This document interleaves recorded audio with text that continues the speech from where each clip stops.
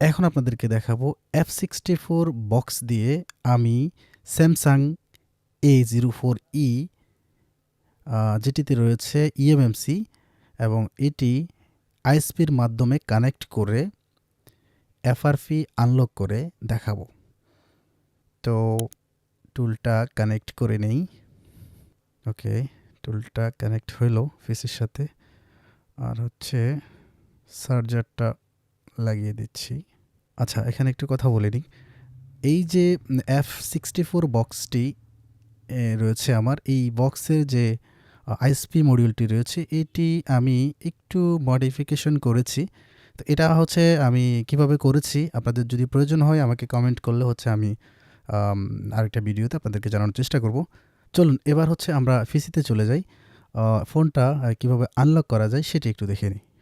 তো প্রথমে আমরা যেটা করব সেটা হচ্ছে আমাদের ডিভাইসটি কানেক্ট করে নিব। ডিভাইস অলরেডি কানেক্টেড, ইউএসবি 3.2 তে কানেক্ট হয়েছে।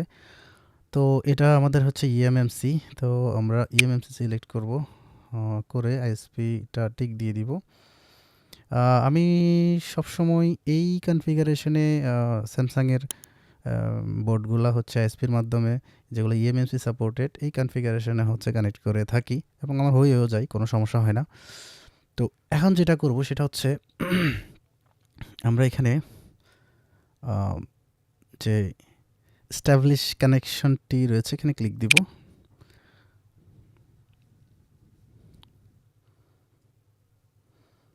এখনও ডিভাইসটি পায় নাই। হ্যাঁ, আমাদের ডিভাইস পেয়ে গেছে। তো দেখি কি অবস্থা।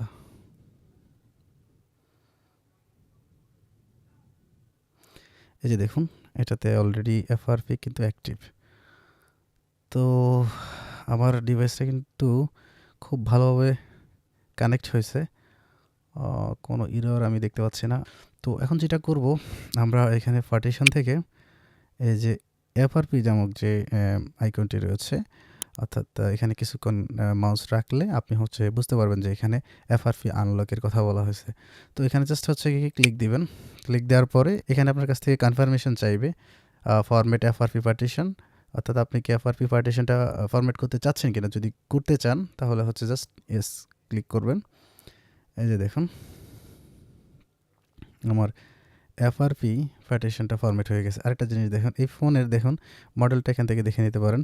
এটা হচ্ছে স্যামসাং A042F, অর্থাৎ স্যামসাং A04E। ঠিক আছে, এখানে দেখুন ছবির মধ্যে আমি হচ্ছে আইএসপির পিনগুলা কোথায় কোথায় রয়েছে সেটি দেখিয়ে দিয়েছি।